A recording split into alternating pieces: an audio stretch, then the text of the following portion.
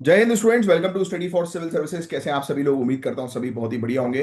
So guys, आज है 27 मई 2025 और आज के करंट अफेयर्स को हम लोग कवर करने वाले हैं। बहुत ही इंटरेस्टिंग न्यूज है आज की, तो एंड तक जरूर जो है वो देखिएगा, मजा आ जाने वाला है आप लोगों को। आप लोग अगर यूपीपीसीएस, यूपीएससी, बीपीएससी या किसी भी स्टेट पीएससी की तैयारी कर रहे हैं तो एंड तक जरूर देखना है, क्योंकि यहाँ पर वो सभी करंट अफेयर्स हम लोग कवर करते हैं जो आपके एग्जामिनेशन के लिए बहुत इंपॉर्टेंट होते हैं। तो फटाक से सब्सक्राइब का बटन हिट कर दो अगर आपने नहीं किया है, और रेगुलर स्टूडेंट्स लाइक का बटन जरूर हिट करिएगा। और ये है हमारे ज्ञान सर। और गाइस, ज्ञान सर का स्पेशल पेड बैच आप लोग के लिए अवेलेबल है, दिए गए नंबर पर कांटेक्ट करो। एग्जाम के बारे में बताओ कि आप अगर UPPCS, BPSC, UKPSC, RO, RO, BEO, UP triple SC exam की तैयारी कर रहे हो, इवन हरियाणा, राजस्थान या छत्तीसगढ़ पीएससी की, तो फोन करो, बताओ कि इस एग्जाम की आप तैयारी कर रहे हो। आपको प्रॉपर बैच से एसोसिएट किया जाएगा और बिल्कुल प्रॉपर जीरो से लेकर सिलेक्शन तक की तैयारी आपकी करवाई जाएगी। तो तुरंत फोन करो और ये जरूर बताना कि आप करंट अफेयर्स के लेक्चर को फॉलो करते हैं, तो उससे आपको स्पेशल डिस्काउंट भी मिल सकता है। तो स्पेशल क्लासेस के लिए स्पेशल डिस्काउंट्स भी अवेलेबल हैं। तो ये सब टॉपिक्स हैं गाइस आज के, जिनको हम लोग एक एक करके डिटेल में कवर करने वाले हैं। और जो रेगुलर स्टूडेंट्स हैं उनके कमेंट्स बहुत बेहतरीन जो है वो आए हैं, उनके आंसर्स। और मैं चाहूंगा कि सभी लोग जो है वो आंसर्स जो है वो लिखा करें जब भी मैं कोई क्वेश्चन जो है वो पूछता हूँ उससे एसोसिएटेड। और एक और चीज देख लेते हैं। Prachi Verma, Ayush Gupta, very good. Ayushi Singh, answers जो है वो उन्होंने दिया है कल, मेरे ख्याल से शायद यूपीएससी, परसों, सॉरी परसों जो है वो यूपीएससी का एग्जाम जो है वो हुआ था। और होपफुली आप सभी लोगों ने जो है वो बहुत अच्छी तरीके से जो है वो एग्जाम जो है वो दिया होगा। और काफी सारे लोग जिन्होंने यूपीएससी का एग्जाम जो है वो दिया है, और काफी सारे लोग जो यूपीपीसीएस की तैयारी कर रहे हैं, तो मन लगा के जो है वो तैयारी करो। और जिनका एग्जाम जो है वो अच्छा गया है, मेंस की तैयारी जो है वो शुरू कर दो। चलिए, ये सब टॉपिक्स हैं आज के, जिनको एक एक करके डिटेल में कवर करेंगे। पेन और पेपर लेकर बैठना, टॉपिक को ध्यान से सुनना, जो मैं समझा रहा हूं आपको सिर्फ फोकस करना है अपनी अंडरस्टैंडिंग के ऊपर। जो मैं पढ़ा रहा हूं उसको आपको ध्यान से सुनना है। और जो बीच में मैं जो आपको बोलूंगा कि ये चीज लिख लो, तो उसको नोट डाउन जरूर कर लेना, क्योंकि वो चीज बहुत ज्यादा इंपॉर्टेंट होने वाली है, जो आपके एग्जामिनेशन में आपसे पूछी जा सकती है। तो आइए हम लोग डिस्कस करने वाले हैं ये एक ऐसे टॉपिक के बारे में, जो पहले तो टाइटल लिख लो, संथारा। संथारा एक टॉपिक है, काफी इंपॉर्टेंट टॉपिक है। तो संथारा या सालेखां इसको जो है वो कहते हैं, या सालेखाना, राइट, इसको जो है वो कहा जाता है। ये जैन रिलीजन से एसोसिएटेड है, राइट, जिसमें व्यक्ति खुद से फास्टिंग करते हैं अंटिल डेथ। समझ रहे हो आप? ये एक ऐसी प्रैक्टिस है, लिख लो, संथारा या साले खाना। संथारा या साले खाना, ये एक ऐसी प्रैक्टिस हम लोग को जो है वो देखने को मिलती है। ये लिखा हुआ ना यहाँ पर, संथारा या साले खाना, ये लिख लो एज इट इज। ये एक ऐसी प्रैक्टिस हम लोग को जो है वो देखने को मिलती है जैनिज्म के अंदर।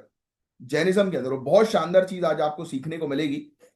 इस प्रैक्टिस के अंदर एक व्यक्ति जो है वो अपने आप को भूखा रखते हैं, भगवान के प्रति जो है वो इतना अपने आप को समर्पित कर देते हैं कि सब खाना वाना जो है वो सब त्याग देते हैं।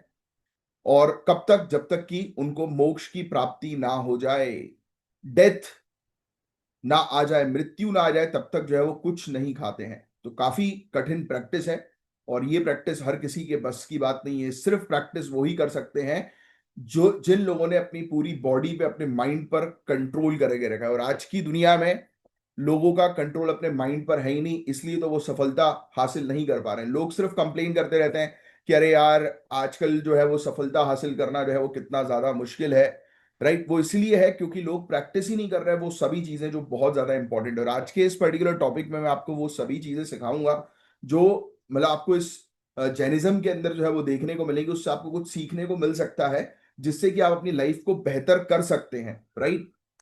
तो क्योंकि देखो, अल्टीमेटली ब्रेन के ऊपर कंट्रोल पा लिया ना, तो सब कुछ पा लिया। ये प्रैक्टिस गाइस संथारा की जैन फिलॉसफी के 5 इंपॉर्टेंट कोर टेनेंट्स पे बेस्ड है। अब 5 कौन सी इंपॉर्टेंट चीजें हैं जैनिज्म के अंदर, तो वो चीज जो है वो आप लिख लीजिए। जैनिज्म के अंदर 5, जैनिज्म प्रिंसिपल के अंदर 5 चीजें हैं जो प्रैक्टिस जो है वो की जाती है। एक, पहला लिखो, अहिंसा। 5 कोर प्रिंसिपल्स ऑफ जैनिज्म, ये टाइटल डाल सकते हो आप। 5 कोर प्रिंसिपल्स ऑफ जैनिज्म। पहला जो है वो आप लिखो, पहला जो है वो आप लिखो, अहिंसा। अहिंसा। दूसरा जो है वो आप लिखो, देखो लिखा है ना, कोर जैन प्रिंसिपल्स। पहला लिखो अहिंसा। अहिंसा यानी नॉन वायलेंस। दूसरा लिखो सत्य, यानी ट्रुथ।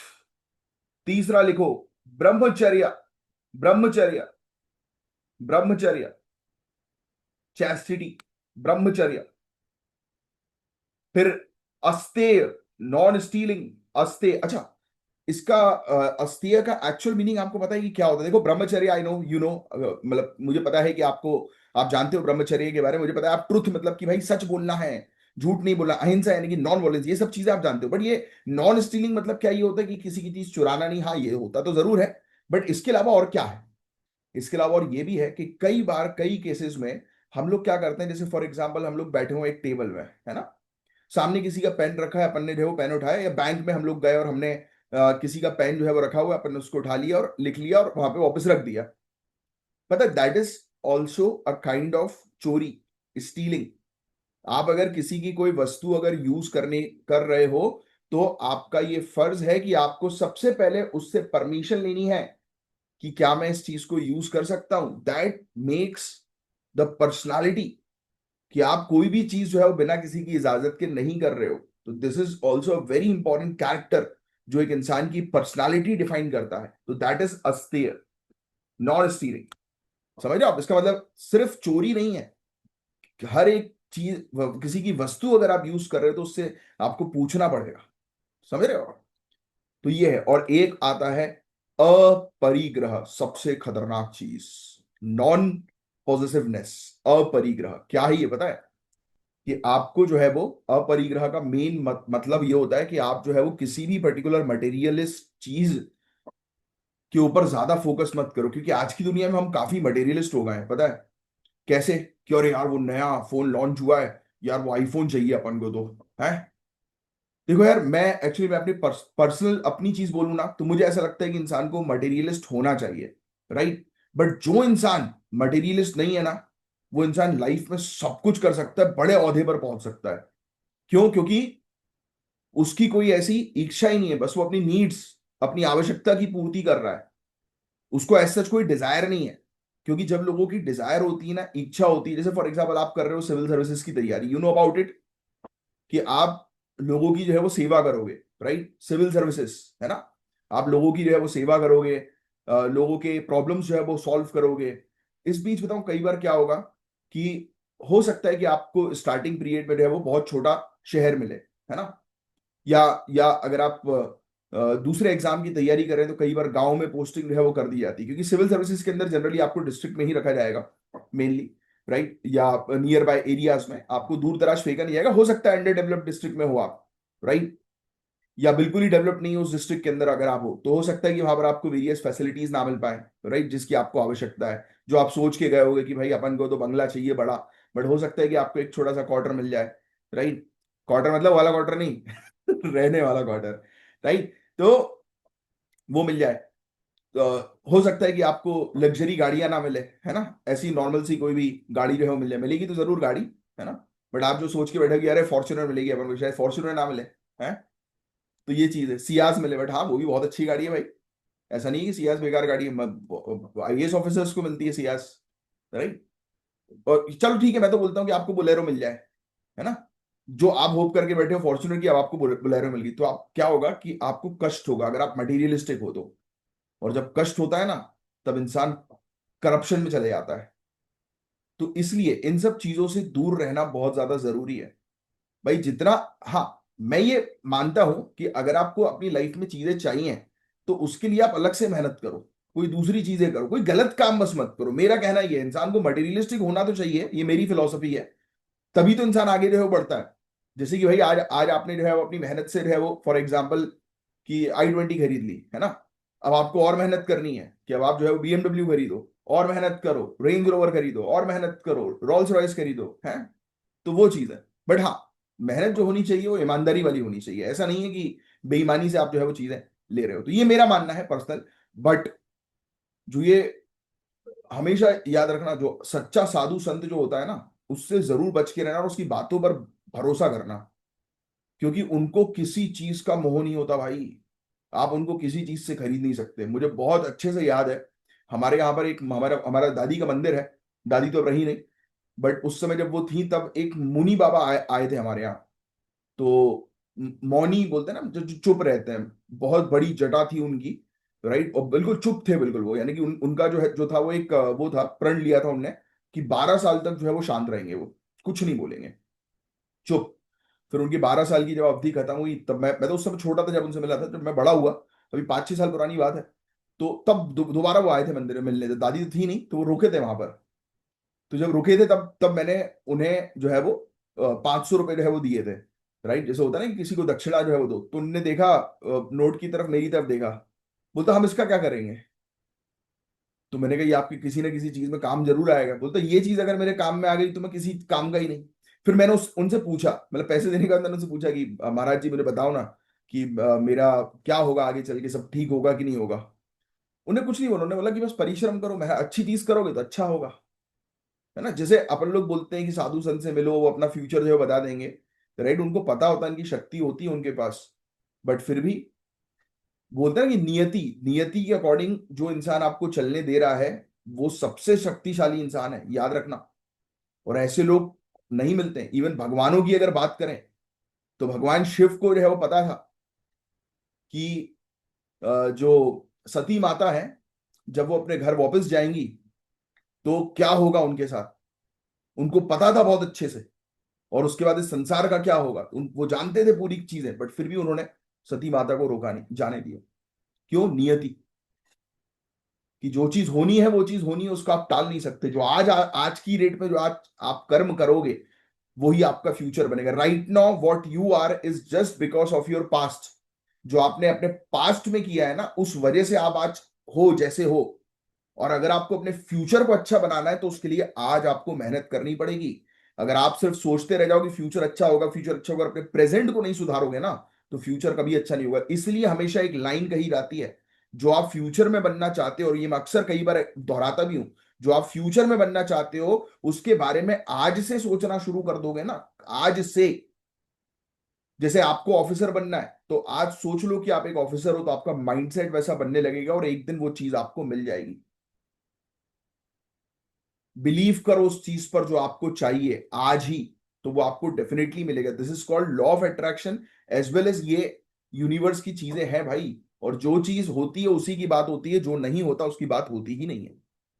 तो कितना अच्छा टॉपिक है भाई, लाइक का बटन जरूर हिट करना। और ये चीज याद रखना है ना, ये चीज जैनिज्म में प्रीलिम्स में पूछी जा सकती है। संधारा जो है, जिसके बारे में मैंने भी आपको बताया, इसको गाइस पता है स्पिरिचुअल डिसिप्लिन माना जाता है, पर क्या ये एथिकल डिलेमा भी क्रिएट करता है? सोचो और कमेंट करो। Ethical dilemma in the sense कि एक व्यक्ति अपने आप को कष्ट देकर, उस हद तक कष्ट दे रहा है कि उसकी मौत हो जाए। जो लोग बोलते हैं ना कि मैं सुसाइड कर लूंगा, ये कर लूंगा, वो कर लूंगा, करने वाला बोलता नहीं है, पहली चीज।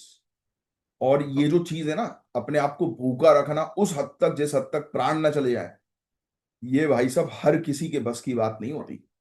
ये सिर्फ उसी की बात है जिसने उसी के बस की बात है जिसने अपनी इंद्रियों पर कंट्रोल कर लिया। और आज की डेट में आपको भी यही करना है, अपनी इंद्रियों पर कंट्रोल करना, अपने सेंसेस पर कंट्रोल।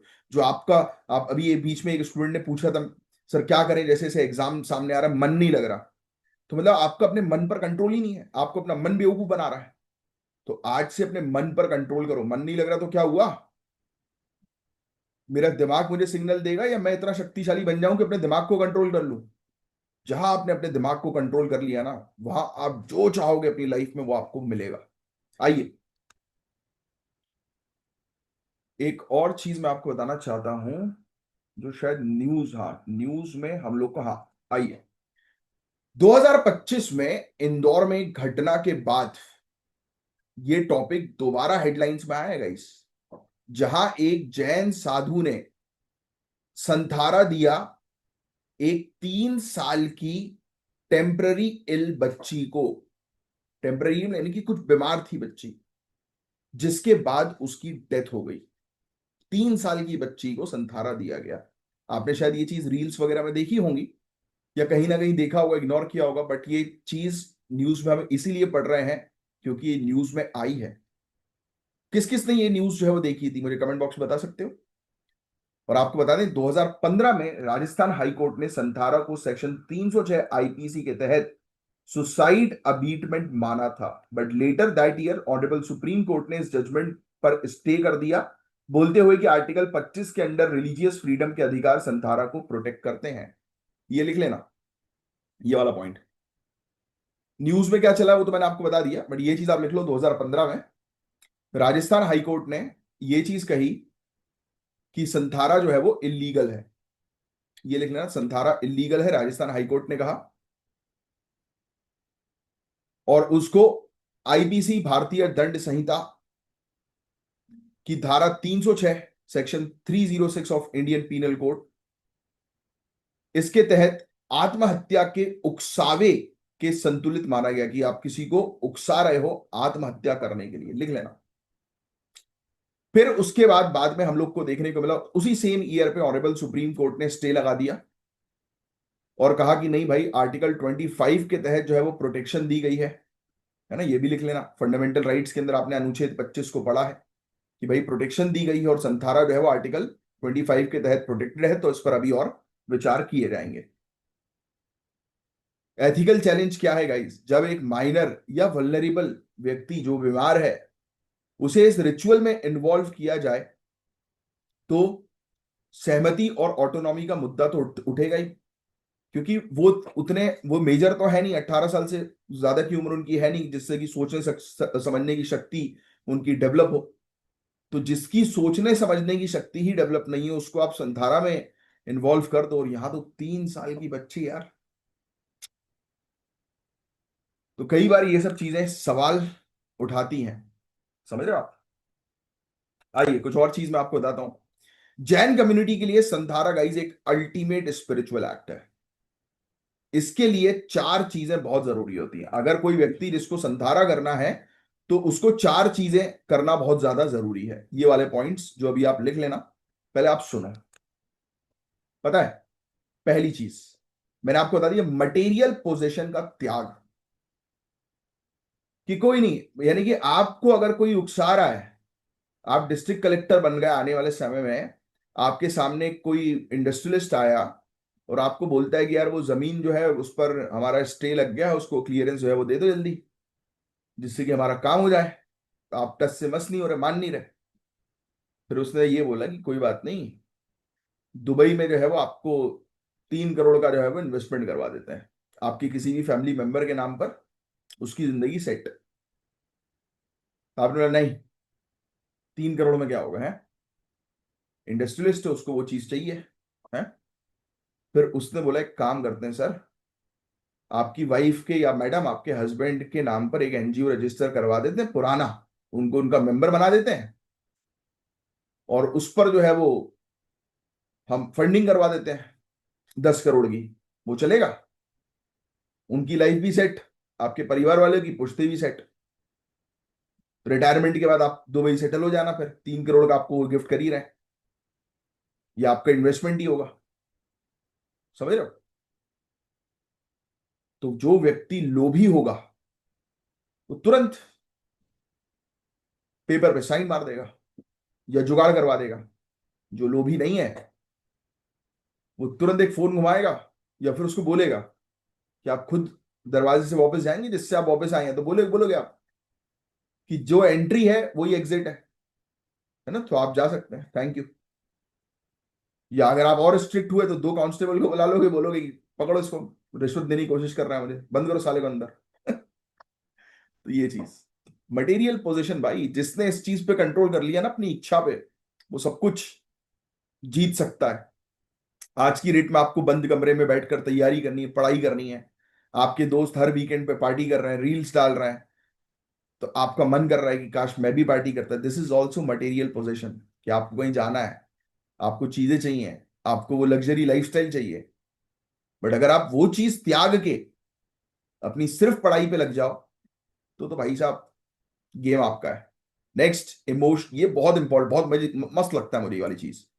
सबसे इंपॉर्टेंट चीज मुझे लाइफ में ये लगती है, emotional detachment from loved ones. और ये मैंने हमेशा कहा है कि अगर तुमने किसी को जता दिया ना कि तुम किससे कितनी मोहब्बत करते हो, तो तुम ग्रांटेड हो जाओगे।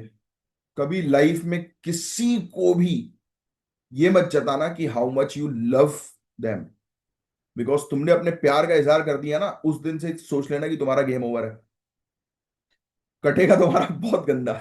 तो ये चीज होती है भाई, और ये लाइफ का सत्य है। कभी किसी को ये मत बताओ कि तुम्हें भूख लगी है, क्योंकि जब आपको भूख लगती है ना, तो आपको रोटी कोई नहीं देता। बट अगर सामने वाले को पता है कि आपका पेट भरा हुआ है, तो सब आपको खाना ऑफर करते हैं। ये लाइफ का सत्य है। ये शायद आपने ऑब्जर्व भी किया होगा अपनी जिंदगी में। जब आपको पैसों की जरूरत पड़ती है, तब कोई आपकी हेल्प करने के लिए नहीं खड़ा रहता। और जब आपकी जेब भरी हुई होती है, तब 50 लोग आके ये बोलते हैं, अरे यार तुमने बताया नहीं यार, पहले मुझसे तो एक बार कांटेक्ट करते भाई। है, जब आपकी स्थिति अच्छी है तब लोग अच्छे हो जाते हैं, जब आपकी स्थिति खराब होती है तो लोग खराब हो जाते हैं। तो दिस इज लाइक कि आप किसी को इतनी अहमियत मत दो कि आपकी खुद की अहमियत खत्म हो जाए। This is what emotional detachment from loved ones. इंसान इमोशनली बेवकूफ बन जाता है। तो आपको ये चीज समझना जरूरी है अपनी प्रिपरेशन के दौरान। नहीं तो फिर जो इमोशनल, जो वो आता है ना ब्रेक डाउन, वो इंसान की प्रिपरेशन प्रिपरेशन सब खत्म कर देता है। तो अपने आप को स्ट्रांग रखो अंदर से। फॉरगिवनेस, बट ये इसको मैं नहीं मानता हूं वैसे, ये जैनिज्म की फिलोसफी के अंदर है फॉरगिवनेस, कि माफ कर दो भाई। अब मैं बोलता हूं माफ किसी को नहीं करना भाई, माफ किसी को नहीं करना। दंड सबको मिलना चाहिए, जिसने जो किया बेटा भुगतेगा तो तू ही। ठुकरा के मेरा ठुकरा के मेरा प्यार मेरा इंतकाम देखेगी। राइट, नहीं इतना भी नहीं करना है, बट हाँ मतलब इट्स लाइक कि मूव ऑन। सबसे मेन चीज बताऊं क्या होती है किसी को दंड देने की? इग्नोरेंस। किसी को दंड देने का मतलब ये नहीं है कि आप जो है उसको जाओ बेइज्जत करो, ये करो वो करो। इट्स लाइक मुस्कुराओ एंड इग्नोर, और कहो किसी ने तुम्हारे पैसे लेके भग गया, मुस्कुराओ, बोलो कि जा भाई। फिर जिंदगी में उसकी शक्ल मत देखो, अपने काम पे लगो, आगे बढ़ो। फ्रस्ट्रेट होना ही नहीं है, मुस्कुराना है, बोलना है कि चलो सबक मिल गया। और बहुत इंपॉर्टेंट चीज जो मैं डेली बेसिस पे करता हूं, अभी तो ज्यादा नहीं हो पा रहा है, 10 मिनट से ज्यादा 15 मिनट से ज्यादा नहीं कर पाता मैं। बट एक टाइम था 4-5 साल पहले, एक एक घंटा बैठ के मैं मेडिटेशन करता था। और अब मुझे दोबारा शुरू करना है एंड आई डू दैट। बहुत बेस्ट चीज होती है अगर आप मेडिटेशन करना शुरू कर दो ना, और पूजा अर्चना करना शुरू कर दो, तो वाह भाई साहब, क्लैरिटी आपको जिंदगी में अपने आप मिलेगी। और अपने आप आपके लिए चीजें देखना कितनी आसान होंगी, आप खुद मुझे थैंक यू बोलोगे कि वाह यार सर। और मेडिटेशन में कुछ नहीं करना, शांत बैठ जाओ, अपने विचारों को आने मत दो अपने माइंड में। आपका जो माइंड ये चलता है ना, उसको शांत करो, विचार नहीं आने चाहिए। अब आप बोलो कि सर मैं तो 2 मिनट आंख बंद करता हूं, विचार आने आने लगते हैं। अभी आंख बंद करो आप, और बताओ मुझे कि कौन सा, पूछो अपने माइंड से कि हाँ भाई बता मुझे, बता मुझे क्या चल रहा है तेरे दिमाग में। पूछो उससे, पूछो, पूछो। आंख बंद करो और पूछो उससे कि बता कि क्या चल रहा है भाई तेरे दिमाग में, बोल कि क्या चाहता है तू, पूछो उससे। 2 मिनट लो, पूछो वीडियो को पॉज करके। मैं गारंटी देता हूं वहां से कोई जवाब नहीं आएगा, क्योंकि वो डर गया है। This is what you have to do to control your mind. उसको बोलो कि नहीं बेटा, अभी पार्टी नहीं करेंगे, सैटरडे को मैं तुझे पार्टी करने दूंगा, बट उससे पहले ये पूरे टास्क कंप्लीट करवा। This is how you have to play with your mind. तो ये था गाइस एक टॉपिक। और ये स्ट्रिक्टली तभी फॉलो होता है जब कोई इनक्यूरेबल डिजीज हो, बहुत ज्यादा ओल्ड एज हो, या फिर फेमाइन जैसी एक्सट्रीम कंडीशन हो। ये बेसिकली जैनिज्म की फिलोसफी में संथारा की बात करें, बट मैं आपके पॉइंट ऑफ व्यू से बोलूं, आपकी तैयारी बताऊं कब बेस्ट होगी? सबसे बेहतरीन तैयारी आपकी कब होगी? जब आप किसी कष्ट में होगे। और अगर कष्ट में हो उसके बाद भी तैयारी नहीं कर रहे हो, तो आप सोचो कि आप कितनी बड़ी गलती कर रहे हो। अगर आपकी फैमिली कंडीशन, फाइनेंशियल कंडीशन सही नहीं है, आपके माता पिता को अगर किसी ने बेइज्जत किया, आपके परिवार वाले ने, तो उस बेइज्जती को दिमाग में रखो। रिएक्ट नहीं करना है, सिर्फ दिमाग में रखना है, और सिर्फ पूरी ताकत उस समय लगानी जिस समय आपका मन नहीं लग रहा पढ़ने में। आपकी बेइज्जती किसी ने की हो, उसको याद करो। ये सब चीजें होती हैं, मेमोरीज होती हैं, ये आपको शक्ति देती हैं। अगर आपको पता है कि आपको अपनी पूरी फैमिली की जिंदगी जो है वो ठीक करनी है, तो डेफिनेटली करो भाई तैयारी। तो काफी अच्छा टॉपिक था। आज भी संतारा एक लीगली ग्रे जोन में है। ऑनरेबल सुप्रीम कोर्ट के स्टे के बाद भी इसका इंप्लीमेंटेशन डिपेंड करता है कि रिलीजियस ओवरसाइट और इंडिविजुअल कंसेंट पर, कि एक व्यक्ति अगर फॉलो करना चाहता है तो उसको रोका नहीं जा सकता, क्योंकि आर्टिकल 25 के तहत वो प्रोटेक्टेड है, क्योंकि वो खुद की इच्छा से हो रहा है। बट यस, ये एक बड़ा इशू है कि वो अगर खुद की इच्छा से नहीं हो रहा, तो that is a biggest issue, है ना। इसके अलावा भी जैन की किताबें ये लिख लेना। Ratna करंद Shravakachara, 4th century AD, जिसमें इसके बारे में जो है वो चीजें दी गई हैं, संधारा के बारे में। तमिल की एक किताब है, ये देखो, ये तो बहुत ही इंपॉर्टेंट किताब है, इससे रिलेटेड अक्सर क्वेश्चन आता है। सीलापद्दीकरम, नील केसी, इसमें प्रैक्टिसेस के बारे में मेंशन्ड है। फिर आप जानते ही हो यार, एक संत थे भद्र बाहु, चंद्रगुप्त मौर्य के बारे में तो आप सभी लोग जानते ही हैं। इन्होंने श्रवण बेलगोला में जो है वो, ये पढ़ा होगा आपने एंशियंट इंडियन हिस्ट्री में, श्रवण बेलगोला में जो है वो, ओ सॉरी मेडिवल में, श्रवण बेलगोला में इन्होंने जो है वो हासिल किया था संधारा। कहां पर है श्रवण बेलगोला, कोई मुझे बता सकता है कौन सी स्टेट में है? कमेंट बॉक्स में लिखकर बताइए। तो ये था पूरा ओवरऑल टॉपिक, होपफुली आपको चीजें अच्छे समझ में आई होंगी, और मैंने कुछ चीजें बताई होंगी तो आपको शायद क्लैरिटी रहो मिली होंगी। तो मेरा ऑब्जेक्टिव यही होता है इस पढ़ाते पढ़ाते आपको एक प्रकार से मोटिवेट भी करना, जिससे कि आपकी पढ़ाई जो है वो कंटिन्यू रहे, क्योंकि ये सब चीजें तो पढ़ा हर कोई लेगा यार, बट इसको पढ़ना और समझने में बहुत डिफरेंस होता है। That is what I do for you guys. चलिए, अब जो हम बात करेंगे, ये एक ऐसे इंटरनेशनल डेवलपमेंट की है जो इंडिया की फॉरेन पॉलिसी और लीडरशिप रोल को हाईलाइट करेगी। India becomes the chair of APO, Asian productivity organisation for 2025-2026। लिख लो भैया, हमें चेयरमैनशिप जो है वो मिल गई है एपीओ की 2025-2026 टर्म के लिए, और 67 सेशन एपीओ का देखने को मिला, गवर्निंग बॉडी का। तो उस दौरान ये फैसला हुआ कि इंडिया जो है वो अब हेड बन गई है, चेयरिंग अथॉरिटी जो है वो बन गई है। लिख लीजिएगा, बहुत इंपॉर्टेंट है। सबसे पहले तो आपको ये समझना है एशियन प्रोडक्टिविटी ऑर्गेनाइजेशन है क्या। अब एशियन लिखा है, एशियन का मतलब एशिया की बात हो रही है, प्रोडक्टिविटी मतलब एशिया को डेवलप करना है, प्रोडक्टिव बनाना है, बस। और क्या है, ये कुछ भी तो नहीं है इसमें। अब फैक्ट सुनो, Tokyo based intergovernmental organisation है, यानी कि ऐसा ऑर्गेनाइजेशन जो टोक्यो में है, टोक्यो जापान। यस।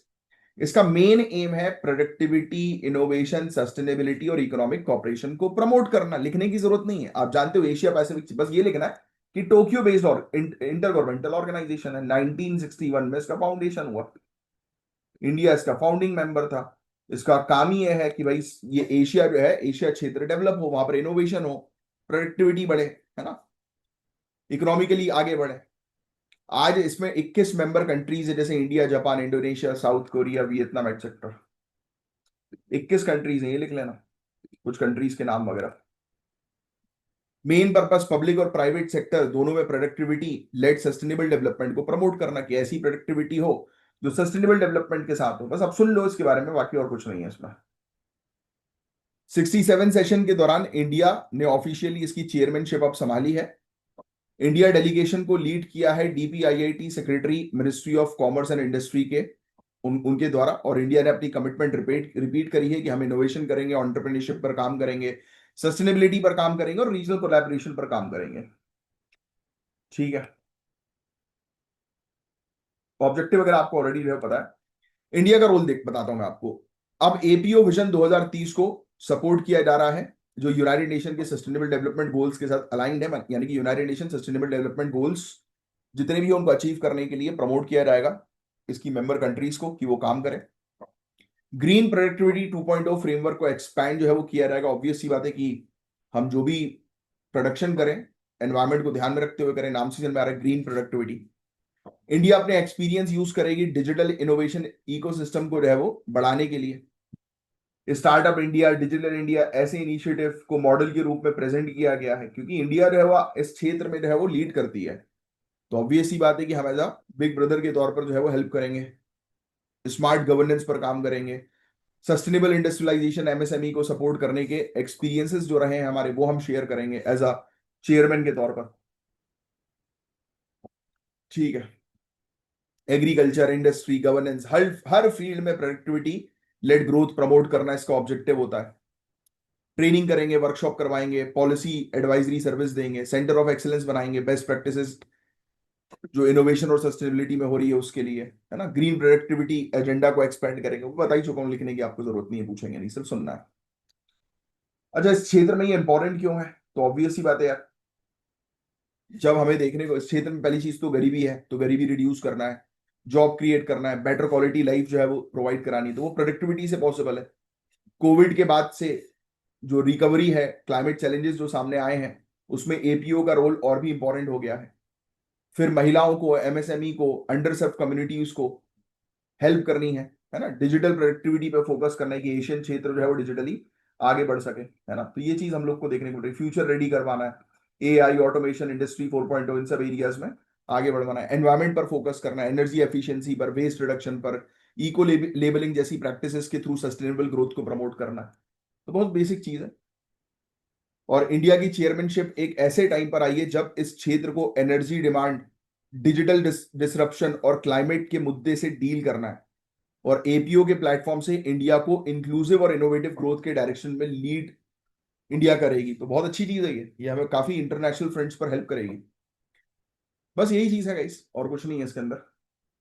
कहाँ का ऑर्गेनाइजेशन है ये, मुझे कमेंट बॉक्स पे लिखकर बता सकते हो कि कहाँ का ये एपीओ है। चलिए आगे के टॉपिक की तरफ आगे बढ़ेंगे हम लोग। विसल ब्लोअर्स का ये टॉपिक है, बर्निंग इशू है गाइस। एथिक्स भी है, करंट अफेयर्स के टॉपिक को भी समझना है, इसके अंदर इंटरनेशनल इंस्टीट्यूशन से भी एसोसिएटेड है, बड़ा इंपॉर्टेंट है। Whistle blowing and world economic forum की कंट्रोवर्सी। जीएस पेपर 2 के लिए गवर्नेंस के पॉइंट ऑफ व्यू से इंपॉर्टेंट है, पेपर 4 एथिक्स और मॉरल ऑब्लिगेशन के पॉइंट ऑफ व्यू से इंपॉर्टेंट है। अप्रैल 2025 में एक एनोनिमस लेटर ने क्लॉस श्वाब, जो फाउंडर है, फॉर्मर चेयरमैन है वर्ल्ड इकोनॉमिक फोरम के, और उनकी वाइफ पर आरोप लगाए कि आप इस वर्ल्ड इकोनॉमिक फोरम के फंड्स का मिसयूज कर रहे हो, पर्सनल बेनिफिट्स के लिए फाइनेंशियल मैनिपुलेट कर रहे हो। इससे पहले भी 2024 में विसल ब्लोअर कंप्लेंट आई जिसमें हरासमेंट, डिस्क्रिमिनेशन, नेपोटिज्म और टॉक्सिक कल्चर का जिक्र था। गाइस, वर्ल्ड इकोनॉमिक फोरम ने अब इंटरनल इन्वेस्टिगेशन स्टार्ट कर दी है।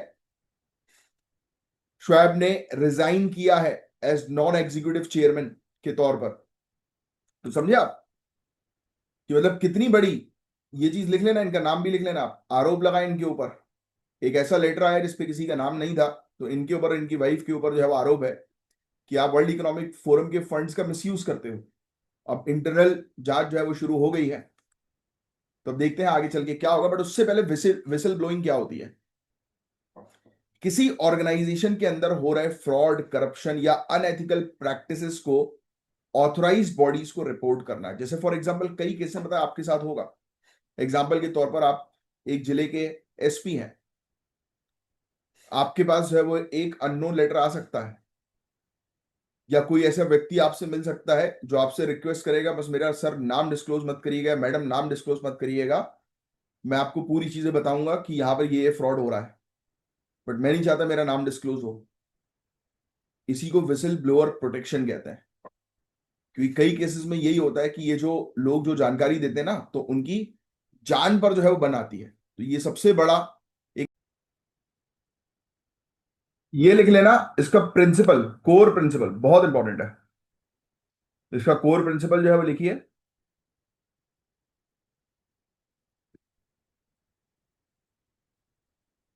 ये वाला point, truth and justice over blind loyalty. Truth and justice over blind loyalty, ये इसका प्रिंसिपल है, पता है आपको? Core principle. ब्लाइंड लॉयल्टी यानी कि आप किसी ऑर्गेनाइजेशन से जुड़े हो। अब जैसे फॉर एग्जांपल आपका एक कोई फ्रेंड है, वो एक कंपनी से जुड़ा है, कंपनी उसको जो है वो, उसका पैकेज है 2.5 करोड़ रुपए का, अच्छा कंपनी उसको पैकेज दे रही, बट उस आपके फ्रेंड को पता लग गया यार उस कंपनी के अंदर बहुत इलीगल एक्टिविटीज होती हैं, बच्चों के खिलौनों में ड्रग्स जो है वो सप्लाई किए जाते हैं, वो चीज उसको पता है। अब आप एक एसपी हो, वो आपके पास आया आपका फ्रेंड, उसको लॉयल्टी तो है भाई उस कंपनी के प्रति, बट वो सच भी बोलेगा। तो this is the core principle कि भाई मैं कंपनी के प्रति लॉयल तो हूं, बट उस लॉयल्टी के सबसे ऊपर जो होगी वो सच्चाई होगी और न्याय होगा। ये है मेन इसका प्रिंसिपल, समझे आप? रॉस की ड्यूटी थ्योरी और भगवत गीता का कर्मा का कर्तव्य भी विसल ब्लोइंग को मॉरल ऑब्लिगेशन मानता है। बिल्कुल, लिख सकते हो आप, जो डॉक्ट्रिन है रॉस की, ड्यूटी थ्योरी की, लिख लीजिए। और भगवत गीता जी के जो चीजें हैं कि भाई कर्मा, कर्मा इज एवरीथिंग, जो कर्म करोगे वो वैसा फल पाओगे, एंड दैट इज ट्रुथ। और कहीं ना कहीं तो, और कर्मा का कर्तव्य भी है कि आपका कर्तव्य है भाई, कोई गलत चीज हो रही है तो ब्लाइंड फोल्डेड नहीं होना। वो चीज नहीं है बुरा मत देखो, बुरा हो रहा है तो बैंड बजाओ, you have the facility, dial 100। अभी कल ही मेरे घर के सामने से एक BMW ओपन Z4, आपने नाम सुना होगा गाड़ी का, मेरे ख्याल से शायद 70-80 लाख 90 लाख रुपए की गाड़ी है। दो लड़के थे, बच्चे थे बेचारे कॉलेज के, बेचारे नहीं बोलूंगा, कॉलेज के। वो निकले तो उनको एक अंकल ने रोका पहले कि भैया देखो थोड़ा आराम से चलाओ यार, यहाँ पे रेसिडेंशियल एरिया है यहाँ पे, और मेरे घर के सामने पपीज हैं, हम लोग उनका ख्याल रखते हैं। तो उसने गाड़ी स्पीड करी, ऊपर से मम्मी बैल्कनी में थी, तो उन्होंने बोला कि बेटा पढ़े लिखे घर के हो, थोड़ा सा आराम से बेटा। तो उसने गाड़ी रोकी और बोलता क्या है, तो मम्मी के साथ बदतमीजी मतलब। अब मैं अंदर था, मैं बाहर निकला, मैंने कहा रोक गाड़ी। तो वहां से फिर उसकी बीप बीप कुछ आई, फिर यहां से अपन ने बीप बीप बीप बीप करी और फिर मैं पीछे भागा उसके, तब तक वो दौड़ लगा दी। तो I did only one thing, dial 100, कि मैंने कहा इसके खिलाफ कार्रवाई करो, चलो हो गई कार्रवाई, as simple as that. But क्या है कि लोग बाग बड़े बदतमीज हो गए आज की डेट में, ये बात तो सत्य है। मतलब उनसे अगर बोला जा रहा है कि भाई आराम से चलाओ, अगर मैं हूं, मैं अगर कहीं गलत होता हूं ना, मैं आपको जल्दी बता रहा हूं, ऐसा नहीं है कि मैं हमेशा बिल्कुल एकदम परफेक्ट इंसान हूं, मैं नहीं हूं भाई, कोई नहीं होता, मैं भी नहीं हूं। बट हाँ, अगर मुझसे कई बार कुछ गलती होती है, जैसे ड्राइविंग की अगर बात कर लें, है ना, मैं गाड़ी जो है वो चलाता रहता हूँ, अगर मैंने किसी को अनदेखा कर दी और एकदम से ब्रेकिंग हो गई, तो मैं खुद ही मतलब ऐसे ऐसे हाथ ऊपर करके कि सॉरी यार, सॉरी सॉरी सॉरी, अपन पहले से ही सरेंडर कर देते हैं। अगर अपनी गलती है तो सरेंडर, सामने वाले की गलती है, उसने सॉरी बोल दिया, स्माइल करो, अरे ठीक है इट्स हो गया यार, आगे बढ़ो। बट सामने वाला जब बदतमीजी कर रहा है तो उसके लिए कर्मा हम है, फिर उसको तोड़ेंगे। अगर वो रुक जाता तो बहुत मार खाता, उसकी गाड़ी भी फोड़ता मैं। मेरे पास आया था ना डायल 100 से, फिर पलट के फोन एक पुलिसकर्मी का, बोलते कि सर आप क्या चाहते हैं, हम अभी वहां पर आ जाएं, अभी वहां पर वो है क्या मौके पर। मैंने कहा मौके पे कहां से होगा, निकल गया वो, भाग गया यहाँ से। तो बोलते सर अब वो आएगा तो आप उसके सामने एक काम करिए, खड़ा हो जाना। तो मैंने उसको बोला, मैंने फोड़ दूंगा उसकी गाड़ी। बोलता अरे नहीं नहीं ये मत करिएगा तो मैंने कहा कैसे खड़ा हो जाना, कैसी बात करो यार, वो सामने इतनी स्पोर्ट्स कार से जो है वो जा रहा है, तो आप उसकी अपनी गाड़ी उसकी गाड़ी के सामने लगा देना, फिर हमें फोन कर देना। तो मैंने कहा इतनी देर में तो फिर खेल कर देंगे हम, तो जरूरत ही क्या है फिर। सब सच काइंड ऑफ थिंग्स जो मुझे बहुत डिस्टर्ब करती है। और क्योंकि पुलिस को जो है वो एट ए टाइम एक्शन ये लेना चाहिए था कि वो वहां से निकला तो उसकी लोकेशन मैंने बता दी, तो आसपास के जितने भी जो ट्रैफिक पुलिस जहां पर होती है उनको अलर्ट करना चाहिए। बट नहीं है भाई, इतनी अलर्टनेस नहीं है, वो अलर्टनेस लेकर आना जरूरी है, और ये आप लोग आगे चल के लेकर आओगे। बट फिर मैंने भी सोचा, मैंने कहा चलो ठीक है यार, बच्चे लोग हैं बट किसी का वो ना करें, गलत ना करें, तो इसलिए एक बार उनको सजा मिलना तो जरूरी है। आता रहता है वो बीच बीच में यहाँ पर, किसी लड़की के पीछे है वो लड़की के चक्कर में वो स्पोर्ट्स कार और स्पोर्ट्स बाइक जो है वो लेकर आता है और भू भू भू भू करता है, वो होता है ना छिछोरे लोग, चिरकुट टाइप, तो वो थोड़ा उस टाइप का है। तो एक दिन उसके गाल बजेंगे बहुत तेजी से, तब उसकी जो है समझ में आएगी, क्योंकि वो बातों से समझ रहा नहीं है, तब उसके गाल सुझाने पड़ेंगे। चलिए, अब मैं आपको बता रहा था विसिल ब्लोइंग के बारे में, इसके इंपॉर्टेंट एलिमेंट्स लिख लो आप। पहला एलिमेंट एक्यूरेट इंफॉर्मेशन, कि भाई इंफॉर्मेशन एक्यूरेट होनी चाहिए। भाई आपके पास कोई अगर मुखबिर आ रहा है, आपको बता रहा है किसी चीज के बारे में, और आपने वहां जाके रेड मार दी और कुछ मिला नहीं, तो आपकी रेपुटेशन पर खतरा होगा, और आपकी नहीं, आपकी डिपार्टमेंट की रेपुटेशन। तो फर्स्ट पॉइंट एक्यूरेट इंफॉर्मेशन, जैसे फ्रॉड हुआ है, पावर का कोई अब्यूज कर रहा है, इस तरीके की, है ना। पहला पॉइंट एक्यूरेट इंफॉर्मेशन लिख लेना, विसिल ब्लोइंग का ये पहला एलिमेंट। दूसरा proper channel, internal ethics officer, legal regulator, courts, यानी कि लीगल डिपार्टमेंट के पास चीजें आनी चाहिए। तीसरा स्कोप, कि कॉर्पोरेट सेक्टर या फिर गवर्नमेंट सेक्टर किस में ये कवर्ड होगा। और चौथा है प्रोटेक्शन ऑफ आइडेंटिटी, जो व्यक्ति आपको इंफॉर्मेशन दे रहा है, जो आपका मुखबिर है भाई, उसको प्रोटेक्ट करना जरूरी है। तो ये चार चीजों के अंतर्गत ही, इर्द गिर्द ही पूरा विसिल ब्लोइंग हमें देखने को मिलती है। कुछ केस स्टडी में आपको बता देता हूं। 2024 में आरोप लगा, टॉक्सिक वर्कप्लेस कल्चर, हरासमेंट हो रहा है, भेदभाव हो रहे हैं, एज और जेंडर के आधार पर आप भेदभाव कर रहे हो, गलत हो रहा है वर्ल्ड इकोनॉमिक फोरम में। तो ये इनने बताया।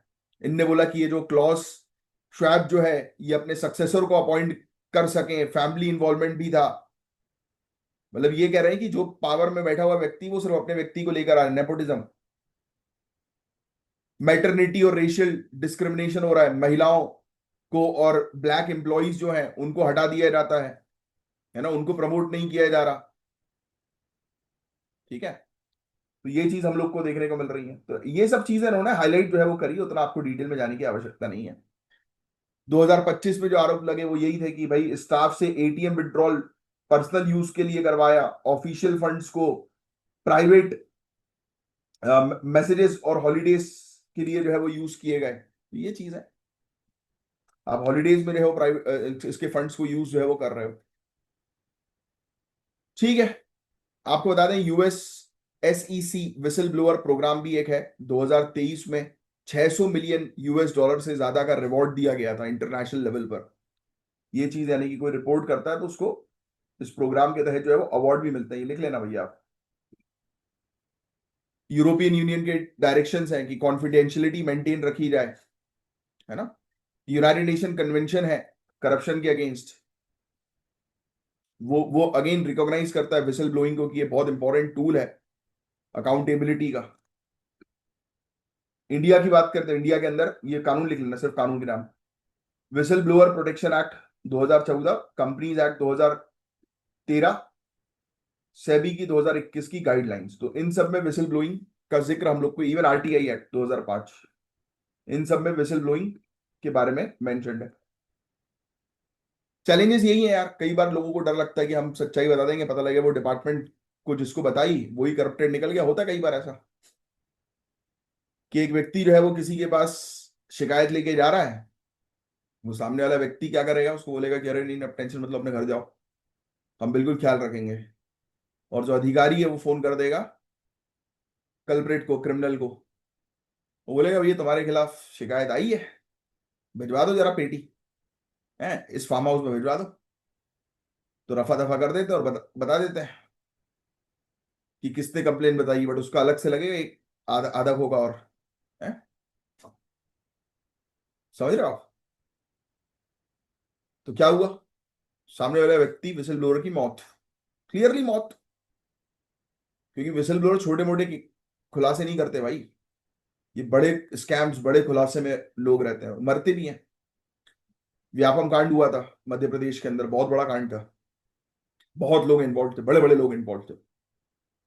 ऐसी मौतें हो रही थी ना लोगों की, एक के बाद एक सुसाइड के केसेस जो व्यापम से एसोसिएटेड थे। पढ़ना कभी उसके बारे में। लोग सोचते हैं कि कंप्लेंट का कुछ होगा नहीं, ये बात भी सत्य है। कई बार भाई मैंने ही कल कंप्लेन करी, कुछ नहीं हुआ, मुझे पता है ना। BMW Z4 2 सीटर कार, सुनते से नहीं लगा होगा अरे तो रईस बाप की औलाद है, कहीं हम सस्पेंड ना हो जाए, है उसके तो कांटेक्ट होंगे बड़े अधिकारी के साथ। ये प्रॉब्लम है, ये एक्चुअल प्रॉब्लम है सिस्टम में, जो आप देखेंगे ना। वो कौन सा केस था भाई, ऐसे लिखवा के उसको भेज दिया, बेंगलुरु का था ना, कर्नाटक का ही केस था वो। लड़के ने उड़ा दिया था नशे की हालत में, पब से जो है वो निकला था, काफी सारे लोगों को मौतें मौतें हो गई थी काफी लोगों की। तो उसको सिर्फ ऐसे लिखना पड़ा। अभी वडोदरा में वो निकिता निकिता वाला कांड हुआ था, पता ही होगा आप लोग को। तो ये सब चैलेंजेस हैं कि लोग जो है वो, लोगों का ट्रस्ट नहीं है। तो बस ट्रस्ट को तो बिल्डअप करना है भाई, और वो बिल्डअप होगा आप जैसे अच्छे अधिकारियों के की वजह से आने वाले समय में। चलिए, अब हम बात करने वाले हैं एक ऐसे टॉपिक पर जो अगेन इंपॉर्टेंट है, ethical duty towards refugees. Refugee समझते हो कौन लोग हैं? जो लोग अपना देश छोड़कर आ गए हैं, देश छोड़कर आ गए हैं मतलब भाग गए हैं उनके देश में, जैसे कि रोहिंग्या का इशू म्यांमार में, एक रखाइन स्टेट करके है, अगर मैं गलत नहीं हूं 2016-17 का ये मुद्दा था। म्यांमार की खुद की सरकार ने लाखों की संख्या में रोहिंग्यास मुस्लिम को निकाल दिया, भगा दिया, उनके घर खाली करवा दिए, उनको बोला देश से निकलो। उनको बॉर्डर क्रॉस करनी पड़ गई, मतलब वैलिड वीजा नहीं दूसरी कंट्री जाने का, अपनी खुद की कंट्री की अब आइडेंटिटी नहीं बची उनके पास, तो ऐसे लोग जो है वो रेफ्यूजीज कहलाते हैं। ये बात तो आई थिंक आप सभी को पता होगी ही। तो आपको बता दें गाइस, फोर्स्ड डिस्प्लेसमेंट के दौरान एक 3 साल की रेफ्यूजी बच्ची की मौत ने दुनिया का ध्यान एक बार फिर ग्लोबल रेफ्यूजी क्राइसिस की तरफ खींच लिया है। आपको शायद याद हो, बहुत सालों पहले, if I am not wrong, 2013 14 15 के आसपास की कहानी होगी। ये मुद्दा था यूरोपियन कंट्रीज का, यूरोपियन अफ्रीकन के बीच की कंट्रीज का मुद्दा था ये। मुझे एग्जैक्टली याद नहीं आ रहा, यूके का ही था मेरे ख्याल से, यूके के बाहर का था। एक कोस्टल एरिया पर जो है वो एक बच्ची मरी हुई पाई गई थी, और वो रेफ्यूजी थी। उसी से मिलती जुलती चीजें वापस रिपीट हुई। इस पर्टिकुलर इंसिडेंट ने फिर से स्टार्ट कर दी है इंटरनेशनल डिबेट, फिर से बहस शुरू हो गई है कि स्टेट्स और इंडिविजुअल्स का मॉरल ड्यूटी क्या है टुवर्ड्स रेफ्यूजीज। यानी कि कंट्री जो है वो रेफ्यूजीज को कैसे देखे, और हम तो बहुत अच्छे से देखते हैं भाई। इंडिया इंडिया जो है वो रेफ्यूजीज का ख्याल रखती है, उनके कैंप्स वगैरह हम वो करवाते हैं। इवन जब रोहिंग्या क्राइसिस हुआ था तो उस समय बांग्लादेश पर स्टे करवाया गया। बट एक चीज इसमें बहुत अनएथिकल हो गई, पता है? बांग्लादेश में एक ऐसा आइलैंड था, बांग्लादेश गवर्नमेंट की तरफ से ये हुआ था, इन लोगों ने रेफ्यूजीज को एक ऐसे आइलैंड पर ट्रांसफर कर दिया, शिफ्ट कर दिया, जो आइलैंड जो है वो जनरली जब साइक्लोन आता है ना, सबसे पहले वो आइलैंड निपटता है। तो उनको वहां पे रख दिया कि खतरा आए तो ये सबसे पहले निपटे और जाए, और हर साल ये खतरा आता था। तो ये बड़ा एक एथिकल कंसर्न था ये, हालांकि इसमें दिया नहीं है इस आर्टिकल में, मैंने इन जनरल आपको बताया। 2025 के डेटा के हिसाब से आपको बता दें, ये आपको याद रखना है गाइस, लिख लेना। दुनिया भर में 43.7 मिलियन से ज्यादा रेफ्यूजीज हैं, लिख लो। दुनिया भर में 47 मिलियन से ज्यादा रेफ्यूजीज हैं, जिनमें से 75% लोग ग्लोबल साउथ में रह रहे हैं, यानी कि डेवलपिंग कंट्रीज चपेट में। और ऐसे क्षेत्र में रह रहे हैं कि जहां पर कोई संसाधन नहीं, कोई व्यवस्था नहीं, बीमारियों के घर है, ऐसी जगहों पर रह रहे हैं। सीरिया, यूक्रेन, अफगानिस्तान जैसे देशों से जंग की वजह से, वॉर की वजह से लोग डिस्प्लेस्ड हुए। कई बार एथनिक या रिलीजियस रीजंस की वजह से लोगों को भागना पड़ा, जैसे रोहिंग्यास की बात करें, है ना, जिसके बारे में मैंने भी आपको बताया। याजीदीज की बात करें, सी लेवल बढ़ता जा रहा है, लोग लोग को डिजास्टर के खतरे की वजह से उनको घर छोड़ना पड़ गया अपना, जो आइलैंड कंट्रीज में जो लोग रह रहे हैं। तो ये चीज है। तो मॉरल रिस्पॉन्स, ये तो वही मैंने आपको बताया, क्लाइमेट की वजह से, माइनॉरिटीज की वजह से, ये टाइप्स है, इस प्रकार से रेफ्यूजीज को भगना पड़ जा रहा है। अब आपको बता दें, एथिकली तो मदद करना बहुत ज्यादा जरूरी है, पर कई बार पता है क्या होता है, एक और चीज मैं आपको समझाता हूँ। आपको नहीं पता कौन व्यक्ति रेफ्यूजी बनकर, आप ये उनको डायरेक्टली सिटीजनशिप क्या दे सकते हो, नहीं, जब तक आप उनको प्रॉपरली वेरीफाई ना कर लो। क्या पता वो रेफ्यूजी बनकर एंटर करें और वो टेररिस्ट निकले, कोई स्पाई एजेंट निकले, हो सकता है ना ऐसा। बैकग्राउंड चेक बहुत इंपॉर्टेंट है। और वो कैसे पॉसिबल होगा? जिस कंट्री से वो आए वो कंट्री अपना डेटा प्रोवाइड कराए इन लोगों का, बट वो देगी नहीं कभी, क्योंकि वो मुकर जाएगी कि हमारे यहाँ के लोग नहीं है ये। हम तो अपने लोगों का ध्यान रखते हैं, क्योंकि जो कंट्री ऐसा करेगी, फोर्सफुली डिस्प्लेस करेगी, तो वो क्या बताएगी कि हमने निकाला इसको? नहीं बताएगी। हर रेफ्यूजी को मॉरल वर्थ सेम है, चाहे वो यूरोप से आया हो या अफ्रीका से आया हो। ये भी तो इंपॉर्टेंट है ना। कई बार आप देखते हो, अच्छा इस कंट्री से आया तो ठीक है, अच्छा अफगानिस्तान से आया, ओ चेक करो इसको, गलत है ना ये। तो ऐसा नहीं, मॉरल इक्वलिटी रखनी है। राइटलेसनेस थ्योरी करके एक होती है, रेफ्यूजी अपने फंडामेंटल राइट्स खो देते हैं, क्योंकि उनका कोई प्रोटेक्टिव स्टेट ही नहीं बचा होता, कोई कंट्री नहीं है ना जो उनको प्रोटेक्ट कर रही है, तो उनके पास कोई फंडामेंटल राइट्स भी नहीं होती। तो ये चीज होती है इनमें, ये कहानियां हैं जो आपको पता होनी चाहिए, यानी कि पॉइंट्स। अब सुनो, ये चीज इंपॉर्टेंट है, बुलेट पॉइंट जो लिख रहा है आपको, कि दायित्व क्या होते हैं एक राज्य के, नेगेटिव पॉजिटिव दोनों बताएंगे। एक नेगेटिव ड्यूटी यानी कि do not harm, negative obligation do not harm, do no harm, मतलब लिख लेना। रेफ्यूजीज को फिजिकल वायलेंस, इलीगल डिटेंशन या ट्रैफिकिंग के रिस्क से बचाना है। कि उनको कोई नुकसान नहीं पहुंचना चाहिए। अगर रेफ्यूजी आपकी बॉर्डर एरिया पर आया है तो उसको कोई नुकसान नहीं पहुंचना चाहिए। Example, European union Libya deal के चलते रेफ्यूजी अनसेफ जोन में फंस जाते हैं जहां वो एक्सप्लॉइटेशन के शिकार होते हैं। दूसरा, positive duty, protect and assist. पहला समझ गए आप कि उनको हार्म नहीं होना चाहिए। दूसरा, प्रोटेक्ट एंड असिस्ट, प्रॉपर उनको व्यवस्था करवाओ, रीसेटलमेंट प्रोग्राम करवाओ जहां पर वो रह सकें। वीजा पॉलिसीज प्रॉपर होनी चाहिए, जैसे यूक्रेन रेफ्यूजी को 2022 में मिला यूरोप के अंदर एक्सेस। लीगल एक्सेस होना चाहिए कि उनको जॉब मिल सके, एजुकेशन मिल सके, ट्रांसपोर्टेशन का एक्सेस मिल सके। इंफ्रास्ट्रक्चर सपोर्ट करो होस्ट कंट्री के अंदर, यानी कि जहां पर वो है, जॉर्डन, लेबनान, टर्की जैसे क्षेत्र में ये चीज देखी गई। तो ये पॉइंट है, बस और कुछ नहीं है। सिग्निफिकेंस इंडिविजुअल लेवल पर भी होता है ना, इंस्टीट्यूशन लेवल पर भी करो, ग्लोबल लेवल पर भी करो। तो ये चीज है, यानी कि कंट्री अपने खुद की लेवल पर भी करे, आपस में कंट्रीज के एग्रीमेंट के तहत भी करें, जैसे हमने इंडिया और बांग्लादेश ने किया था अपनी बॉर्डर पर रेफ्यूजी कैंप्स बनवाकर रोहिंग्या के टाइम पर, है ना। तो वो चीज है। अब जो टॉपिक आ रहा है ये प्रीलिम्स के लिए इंपॉर्टेंट है, जो चीज है बताऊंगा वो बस लिख लो, कि महाराष्ट्र ने अब ऑफिशियली अप्रूव कर दिया है कोंकण रेलवे कॉर्पोरेशन लिमिटेड। लिख लेना, Konkan railway corporation limited Maharashtra ने ऑफिशियली अप्रूव कर दिया है। अब ये इंडियन रेलवेज के साथ मर्ज हो गई है। कोंकण रेलवे कॉर्पोरेशन लिमिटेड किसके साथ मर्ज हुई है? इंडियन रेलवेज के साथ। तो अभी रिसेंटली इंडियन रेलवेज के मर्जर से रिलेटेड क्वेश्चन आ सकता है कि वो किसके साथ मर्ज हुई है, तो ये केआरसीएल, आप ध्यान में रखिएगा। कर्नाटक, गोवा और केरल पहले ही इस मर्जर को ग्रीन सिग्नल दे चुके हैं, है ना, ये भी लिख लेना। अब वो इम्प्लीमेंटेशन होगा, अब ये मर्जर इंप्लीमेंट होने जा रहा है। एम यही है कि इसका जो फाइनेंशियल इशू जो था कोंकण रेलवे कॉर्पोरेशन लिमिटेड का, वो अब खत्म हो जाएगा, क्योंकि अब इंडियन रेलवेज के बजट में ये शामिल होगा। बस इतनी सी चीज है, बस यही चीज आपसे पूछेंगे। कुछ फैक्ट्स चाहो तो लिख लो ये वाला। ये जो कोंकण रेलवेज है ना गाइस, इसकी स्थापना 1990 में हुई थी as a special purpose vehicle के तौर पर, यानी कि एक कंपनी जो है वो तैयार की गई थी मिनिस्ट्री ऑफ रेलवेज के अंडर ही। तो ये एक जॉइंट वेंचर है जिसमें गोवा का 51%, महाराष्ट्र का 22%, कर्नाटक का 15%, गोवा का 6%, केरल का 6% ये इन्वॉल्व था। बनाई गई थी किस पर्पस के लिए भाई? वेस्टर्न घाट्स बहुत ज्यादा, उसका टेरेन जो है वो बहुत खराब है। तो ये कंपनी जो है बनाई गई कि वेस्टर्न घाट पर आप जो है वो रेलवे जो है वो बेटर बनाओ, उस वो एक अलग कंपनी के तहत। तो इसमें 741 किलोमीटर का एक रूट है जो रोहा महाराष्ट्र से लेकर मैंगलुरु कर्नाटक से कनेक्ट करता है। तो ये लिख लेना, 741 किलोमीटर कहां से कहां तक जो है वो कनेक्ट कर रहा है, रोहा महाराष्ट्र से लेकर मैंगलुरु कर्नाटक।